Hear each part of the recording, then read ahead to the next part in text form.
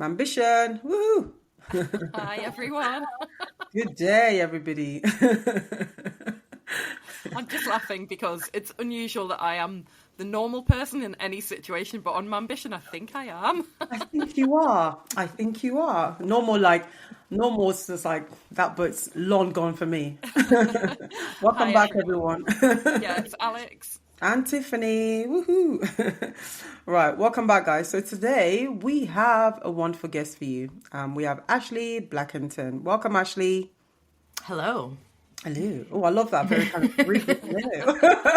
And to give her full title, Dr. Ashley Actually, Blackington. Dr. Ashley. Yes, sorry, Dr. Ashley. Dr. Ashley Blackington. Let me tell you guys about Ashley. So, Dr. Ashley, she's the founder and CEO of Dovetail, which is a platform for family caregivers to manage the logistics of care. Dovetail was inspired by Dr. Ashley's time as a clinician and seeing the impact on family caregivers trying to navigate care without the tools to simplify the process. She's also the host of the And in Both podcast, which is available, guys. Shout out to the podcast, wherever you get your podcasts. Go check her out. And it's a show where she features conversations with other moms, honoring themselves as individuals alongside motherhood. She's a mom of 4 kids. Yeah, you heard that right. 4. She loves a coffee just like us. And all varieties of books and a good driving soundtrack. You can read more of her on a Substack. We'll actually add the link for the Substack in the intro. Welcome. Thank Hi, you. Ashley. I'm so excited to be here. Yes, we're so glad to have you as well. I saw the part about the books. I'm usually one of those that's like, tell me more about the books, tell me more about the books. Can we start with that, actually? Because I think that's always quite interesting. If you can think of like the books that maybe kind of shaped you or you think are the most impactful, that you think maybe other mothers should check out or other people should just, keep on their radar, which ones would you talk about? Oh, I know. I wish that I had set up in my office because I have all of the books with me. And of course, whenever anyone is like, name your top 5 books, I'm like, I can't name any of them, but there's, I thought it's like that. 300 of them. I have always been a reader, and even from when I was a little kid, and it's something that I picked up again during the pandemic. It was sort of this piece of like, you can't watch the news. Everyone, all of the opinions and everything is so polarized. And I sort of needed a place to get lost. And so I picked up books on business, books on parenting, books on motherhood and feminism. And so there's this big span of titles that I've really just sort of bounced around in between. And that's helped as I've grown. Dovetail and launching a podcast and all of those pieces. So there's some really awesome ones out there. Some of them have titles that I can't read on the air because there's swear words in them. The subtle art of not. As an example. Yeah, Mark Ronson, I think. Ah, yes. Okay. That was one of those ones that was pretty timely given, the fact that the world was like in complete chaos and turmoil. I love books that really call out things as they are. I've read a lot of books about like the witches, and it's that notion of like, we're also scared of the witches, but we're not scared of the people who burn the witches. And maybe that lens shift of how are we talking about motherhood and how we're talking about female entrepreneurship and those pieces. So those, even if it's not directly about that sort of is a lens that gets laid over. But I will send you a list of all of my favorites. Fabulous. Yeah.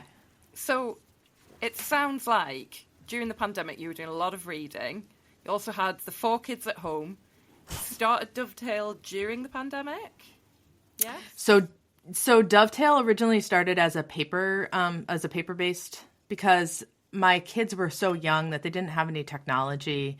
And there was just no way. I was the person who kept all of the things, right? Like all of the invites and the school events and the doctor's appointments and all of that stuff. And it went up on our kitchen calendar, but our kitchen calendar looked like you had hit it with like a paintball gun. It was just like, you try the colors and you try the sticky notes and you try all of these pieces, and one day, one of my kids came into the kitchen and asked me the fateful question of, what are we having for dinner tonight? And for whatever reason, like, you know, when something just breaks inside of your brain, and I was like, I cannot answer this question like one more time, because it's just so like, what's for dinner is such a simple question, but it's like an iceberg question. Like, there's so much behind it. And so I flipped around the calendar that was full of everything, and started drawing out a prototype for a paper-based product. And those went to print when I was pregnant with my fourth baby. And he was born a couple days before pandemic lockdown.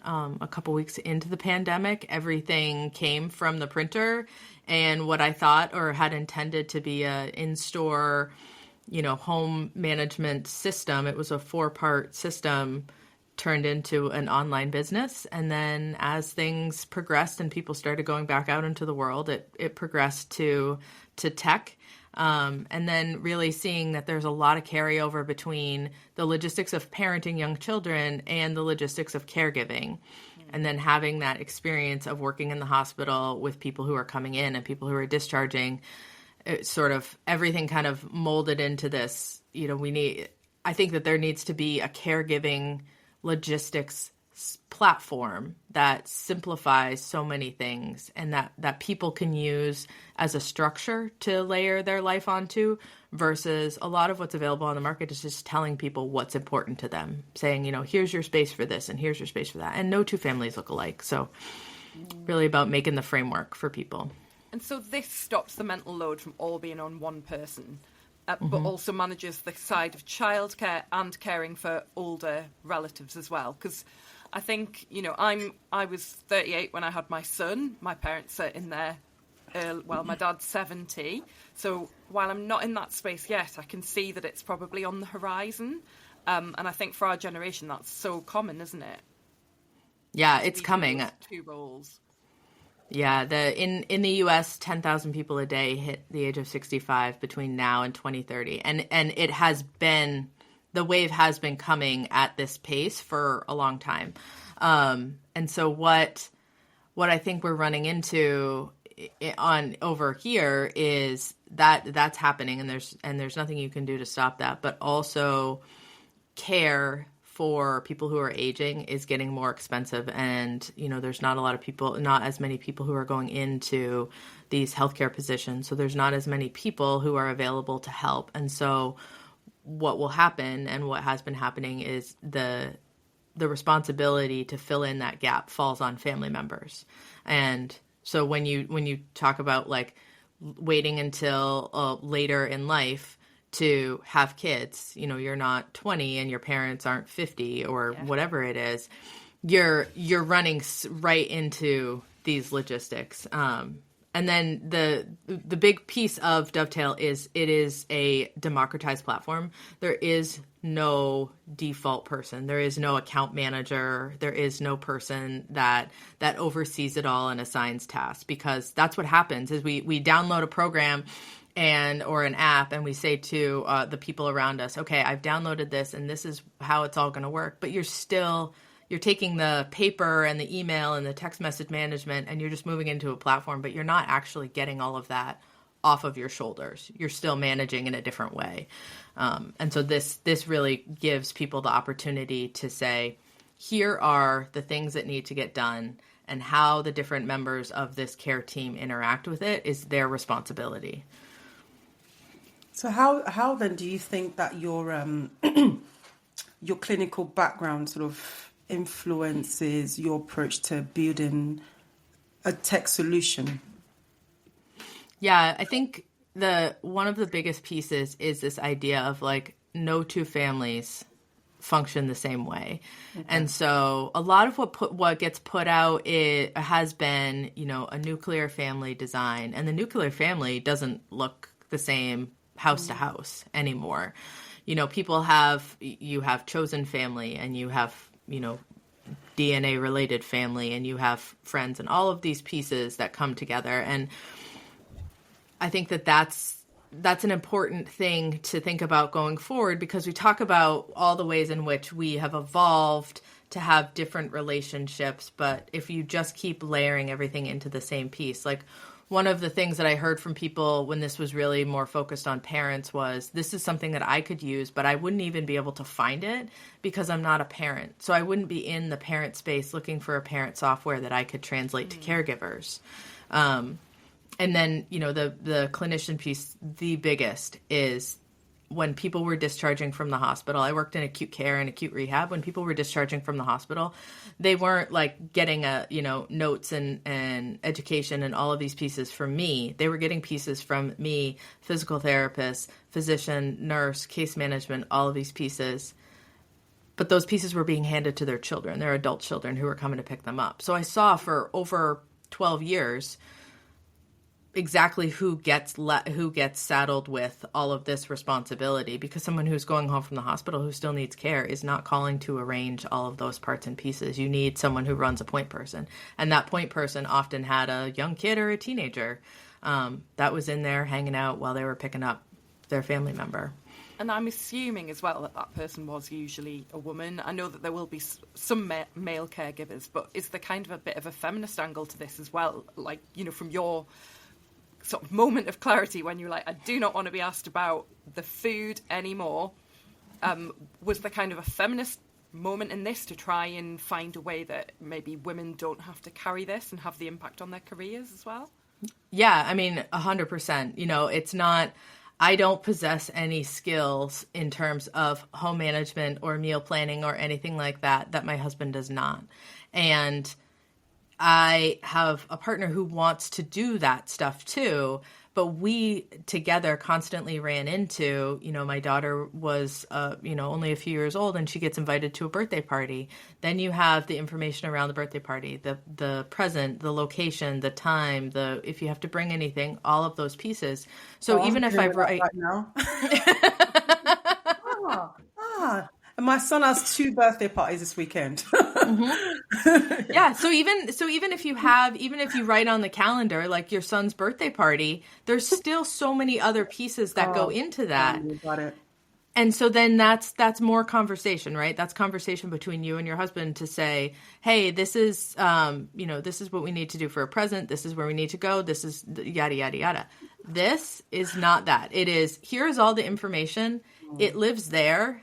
If you go to the store and you buy the present on the way home from work, you check it off on the list. We don't have to talk about it. You can be responsible for you, and I'll be responsible for me. And I think that's the key, right? Is if there is a default, the default is usually the woman, or it's usually the mother. And the way that works well is if people just sort of carrying on. The other part of it, too, is that people in business and how platforms work, like CRMs in businesses, there's no assumption that, like, the person sitting 2 desks down from you can read your mind, right? So, like, the focus on communication and the focus on collaboration exists already in society. It exists at work. It exists in these enterprise level CRMs. So why is there no enterprise level CRM for your house? Because your house needs to function with communication and collaboration and project management and all of these things that look differently because they involve, young kids, but it's essentially the same function.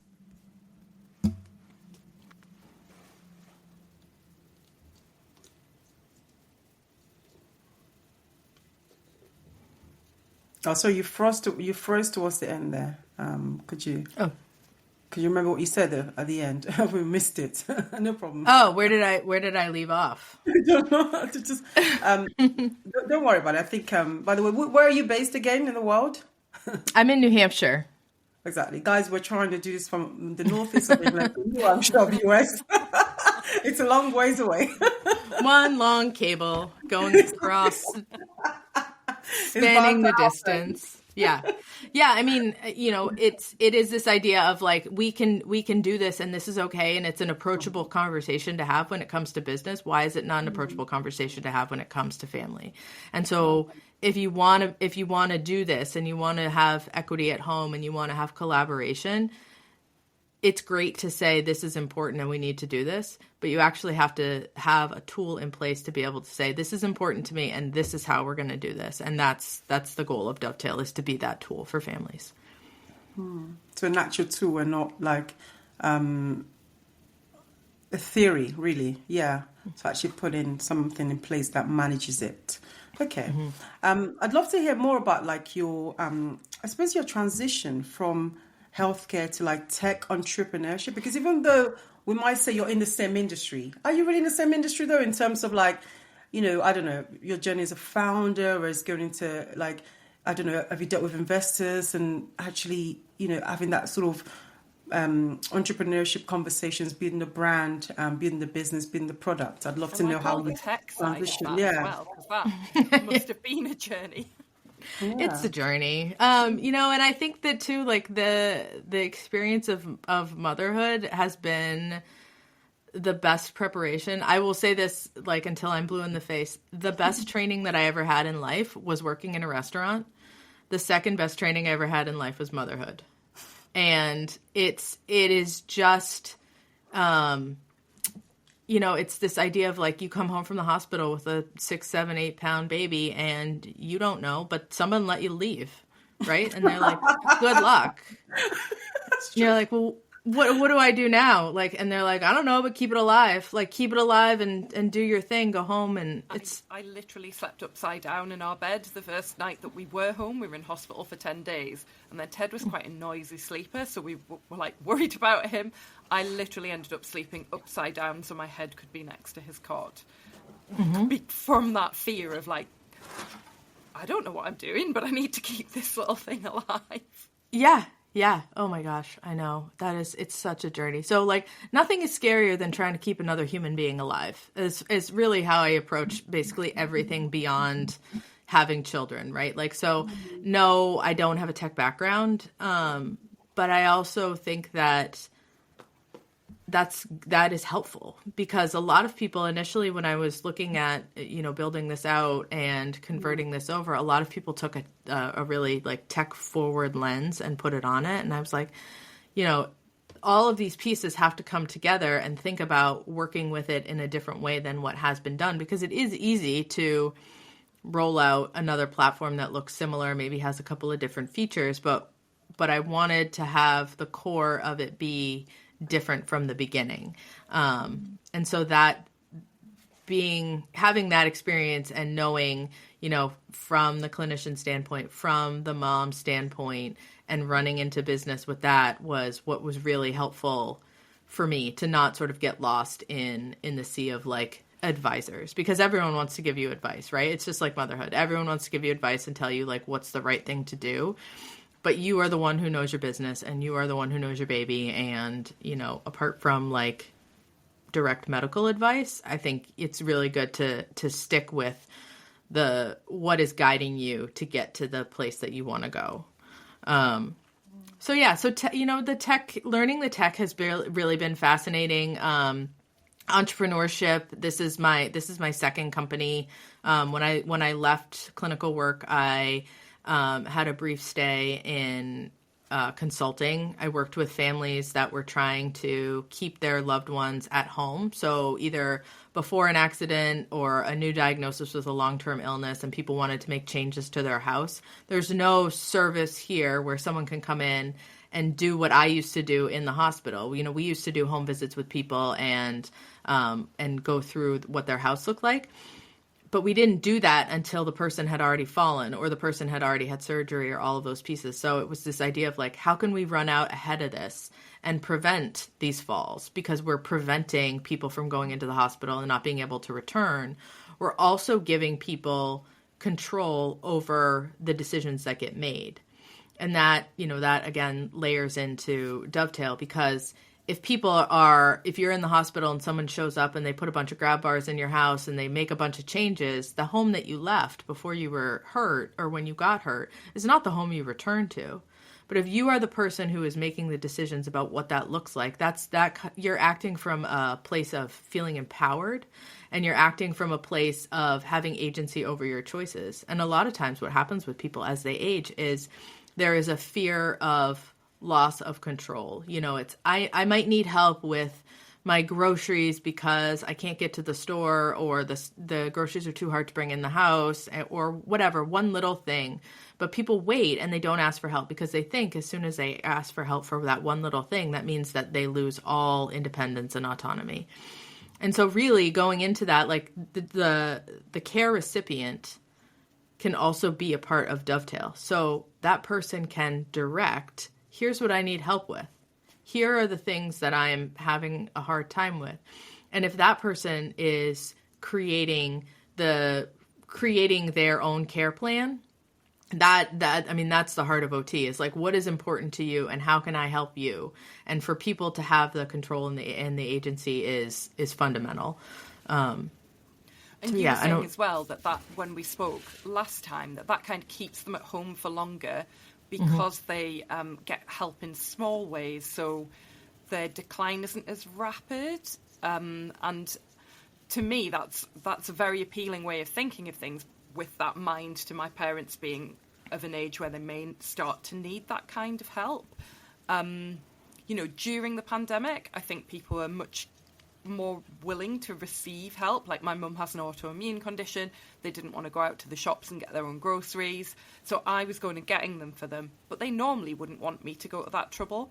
And I think that maybe the pandemic shifted people's mindsets a little bit about what is a normal sort of amount of help they would be willing to receive. But yeah, I love the fact that it kind of takes care of some of those low level needs early on and keeps them at home for longer. Yeah, and you're also facilitating that conversation. Your parents, I think parents try to, a lot of people that I've worked with in the past as patients, they say, I don't want to be a burden. And then you have kids on the other end, adult children on the other end, saying, I just want to help them, but I don't know how to help them. And so there's this gray area where it's sort of like the Wild West Texas saloon of like care. Everyone's waiting to see who moves first. And I think that if we can take the edge off of this conversation by saying, look, I just want to help, I don't want to take away, and I just need a little bit of help, and I don't want you to take it away, and finding that common ground, you're going to have someone who is able to function to the best of their abilities in their home for longer. And when they do need to increase care, increase help, all of those pieces, they're going to be much more open about asking for it and about having this conversation, because it's not abrupt. It's not this like, I fell and broke my hip and now this is an emergency room conversation. Oh my gosh, I can't believe my mom has been trying to do all of this. And that's really the heart of it. Okay. Let's revisit what you said there about kind of the piece about becoming a mother and how that gives you confidence, because I'm really interested in that, because I think, one thing I hope from, people listening to my ambition can take away is that becoming motherhood, shouldn't be the end of our lives, right? In terms of our ambition, it changes our ambition, but hopefully gives them some sort of inspiration. So I love what you said about how it sounds like from your perspective, motherhood actually empowered you, right? Rather than, because it made you realize you can look after a child, maybe you can grow a business, because it's probably your fifth child. I'd love to know, like, how do you actually manage 4 children with like building a business? Let's talk about like, the nitty-gritty of that. I've got time written on a bit of paper with the circle around it. Like, how do you find the time to do all of this?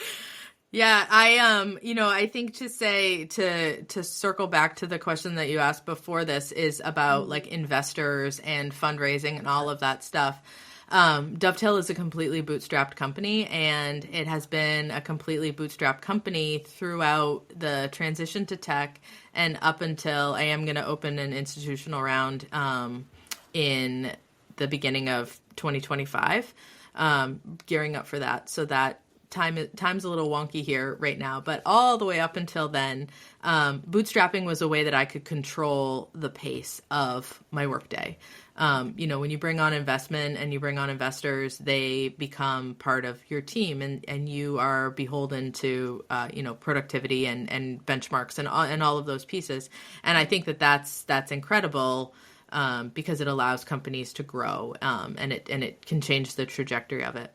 what I wanted from the beginning was not to create something that exploded overnight and then kind of flamed out. I wanted to create something that really got to the heart of the problem for caregivers and really got to the heart of what people need and what people are looking for. So we ran a beta last year towards the end of the year and are building out the next version that will launch end of this year. And that's the whole goal is like I had to take on the responsibility of, funding this. But that taking on that responsibility allowed me to have control. So when we were home in the pandemic and I had 2 kids in school and I had a toddler and I had a newborn, there were 2 months I didn't do anything with it. But I didn't stop. So I think that's the thing that people put big space in between the rungs of a ladder of building a business. And if they don't hit that next rung in a certain amount of time, then they say, this doesn't work. And my way of looking at it is to build more pieces in between those rungs as you can. So at some points in the Dovetail journey, there were small steps, but we kept moving forward. And then there are other points where it was big steps. And it's just that idea of not being locked into a way of thinking about something and a way of what the right way to build a business looks like and all of that. And I think that, that comes from not being someone with an MBA or a business background or a tech background. Sometimes it is figuring out how to set up your website, and that takes 3 weeks instead of 3 hours because I'm not a technical person. But at the same time, it sounds kind of freeing to be able to do it in a way that works for you. Mm-hmm. Yeah. And then you inevitably run into when you get into these investment conversations where people are like, how long ago did you start this business and what did you do? And so I always put out there in the front, this is bootstrapped. I have 4 kids. This is like, I could not have built a venture-backed business in a pandemic with 4 kids at home. It's not possible. But that doesn't mean that I don't have an idea for a business and a way to help people and a desire to want to do things differently. And I think that's the motherhood confidence piece, is that I know from my background in OT that there are different ways that we can think about management and strategy and how we carry on with our days and our lives. And because those are things that I did in my own family that makes my own family function better and more efficiently, or as efficiently as possible. So it's just taking that and putting it out there, and then having a million people tell you like, oh, that's an interesting idea, and you're like, oh, next. Well, I like that, because I think you almost touch on this idea of defining your own path. And I think that's so, I love that. And I almost want to say to you, oh my gosh, like, tell me more about that. Where does your confidence come from? Because I think in this whole kind of entrepreneurship thing, some 10 steps to building your business, 20 steps to doing this. And it sounds like you've kind of found this confidence in not rushing and kind of appreciating that motherhood is important to you, and you're juggling both, and you're going to give yourself the grace of kind of your own pace. And I really like that. I mean, is that something that came quite quickly to you, or was it actually a bit of a evolution and it took a while to really I think that it's really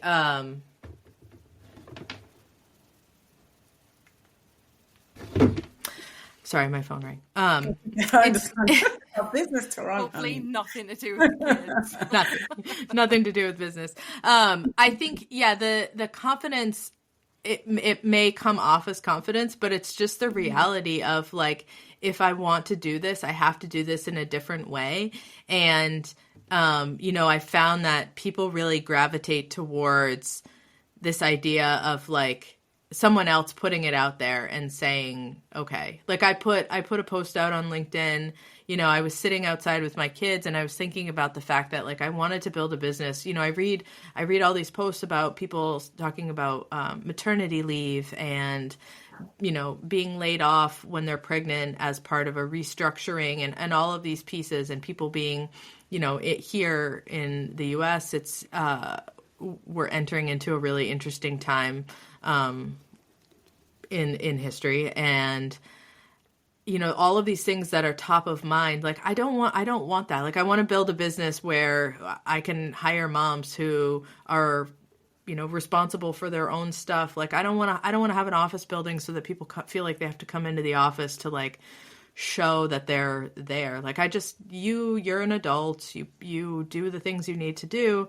I'm an adult. I do the things I need to do. And it's just, I think people, the benefit of the doubt is such a lost art in this day and age. And I think that sometimes people come across might come across as confidence, but it's really necessity. And this is how I survive. And if it looks differently and people don't want to get into that, then that's fine. But it is what it is.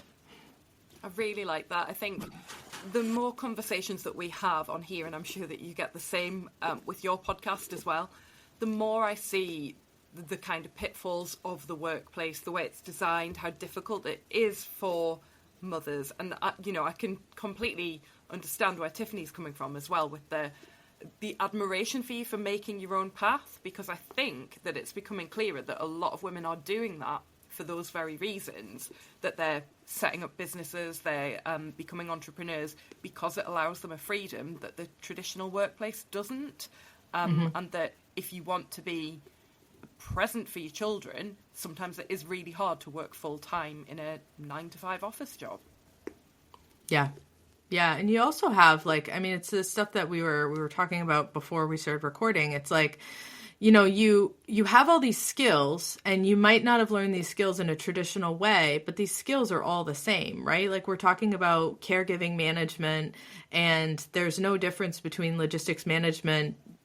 For logistics management is logistics management, whether you're talking about shipping or entrepreneurship or motherhood or caregiving or whatever, it's all the same. And I think that these conversations, the more they happen and the more you put them out there where people are saying, wait, I have those skills and I can do that. I didn't do that. I didn't gain those skills in the traditional education or climbing the corporate ladder, or maybe I did, and I'm going to now pivot and transfer that to doing something that really suits me and suits my family.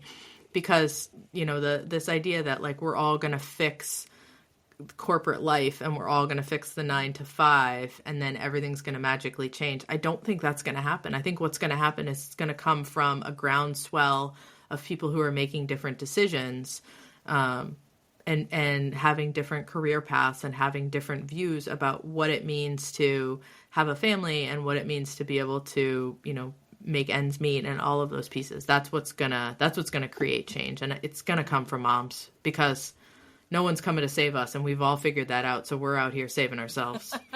Tiffany's favorite phrase. My favorite. I stood at my door and nobody came to save me.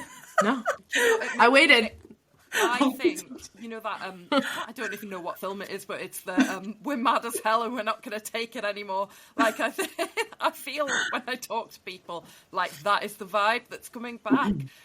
People are sick of the expectations, and people want to live in a different way. And I think it's really interesting. We spoke to Kendra Pennington last week, and she was saying she feels like it's the start of a movement, that we're in a movement at the moment. And your sentiments really reflect that as well. People are sick, no one's coming to save us, and we might not be able to sort corporate, but we're going to do our own thing. And I love it. Yeah. Yeah. It's just people are just taking a left. They're like, okay, your job is good for you. High five, good for you. You can make it work. That's amazing. I feel like I was, I was a clinician, but it's a corporation. And I felt like I was sticking my head in a blender before I even had a kid. And, they're like, we need you to be here and we need you to do this and yada, yada. And the people that I was in the office with who had children had no vacation time because they were using all their vacation days for sick days. And, you've got multiple kids and there's all of this stuff, right? People keep trying to separate it when they're telling you this is bad and this is the problem. I'm like, it's all the problem. You can't find a reasonable and affordable and safe place for childcare. So what are you doing? Where are your options? You can either leave the workforce and then And then what happens? Or you're dropping your kid off at 7:00 in the morning and you're picking them up at 6:00 at night and you feel terrible, but that doesn't work either. Like there is no, to summarize the whole thing while I fumble all over myself is if there was a solution that could have been arrived at, given all of the pieces that are currently available to mothers on the market, we would have figured it out. Yeah. Like we would have figured it out. You can figure out like when, one kid's sick at school and you've got to be here and you've got to do this and all this stuff. Like we're going to figure it out. The fact that there are millions and millions of moms all over the world who are going, this doesn't work for me. And people are still trying to say like, if you could just work a little harder, like we're done. We're done. Foot's on the floor, going as fast as we can. We just need a different highway now. I love it. Love it. Let's talk about your podcast. I'm one of my favorites. Tell us more. Like, where did the idea come from? The idea came from knowing for sure that I was not the only mom who was looking at social media going, yeah, that's not right. And, and looking at, people, people around me and saying like, I want to hear more of this. Like, I want to hear more of your story. I want to know what makes you tick and how you're juggling yourself in the motherhood conversation. Like what brings you back to you and what makes you feel like both of your feet are firmly planted on the ground. And it's that, like, I listened to podcasts during the pandemic because you couldn't watch the news. You couldn't watch the news if you had kids at home because my kids were like, oh my God, what is happening? And I was like, well, just, and then it didn't change for 2 years. But it was this idea of like, I know that there are other people out there like me, and I know that there are other people out there who are doing the best that they can, and they're trying to figure it out. And there's just no way for people to find each other unless you're at the playground. You show up to the playground and all of a sudden it's like the first adult you've seen in 2 weeks and you've like just unloaded your life story on them. And they're like, this lady needs a grown up and like no one's been, yeah. Like, and I've been that parent too. Like I've been the one who's like, oh my God, you are taller than 3 feet. Let me just tell you about all of the things that I have been thinking about. To go to the bathroom. Yeah, like, right?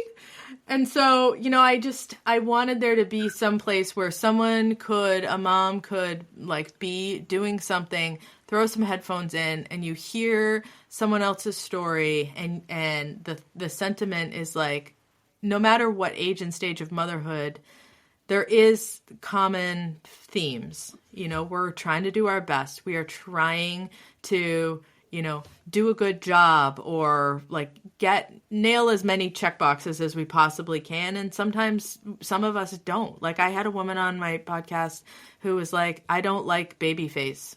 I don't like it. And I was like, people need to hear this because, again, like what gets sold to you is like ethereal mom, like rocking the baby with the mood lighting and stuff like that. It's not the mom at 3:00 in the morning whose kid has thrown up in her ear and is like scratching her face. And you're like, yeah, joy, bliss, cherish every moment, like, except for this one. I had a friend in our group who told me it's great, but it's also pretty boring. And I loved that honesty. And I went back to that on days where I was like, how can it only be 10 a.m.? Mm-hmm. I'm stuck by myself in the pandemic with a child. The house is a bomb site. And I used to go back to that when I was feeling really frustrated and be like, I'm not the only one who thinks this is a bit boring. And it made me feel less guilty or bad about feeling like that.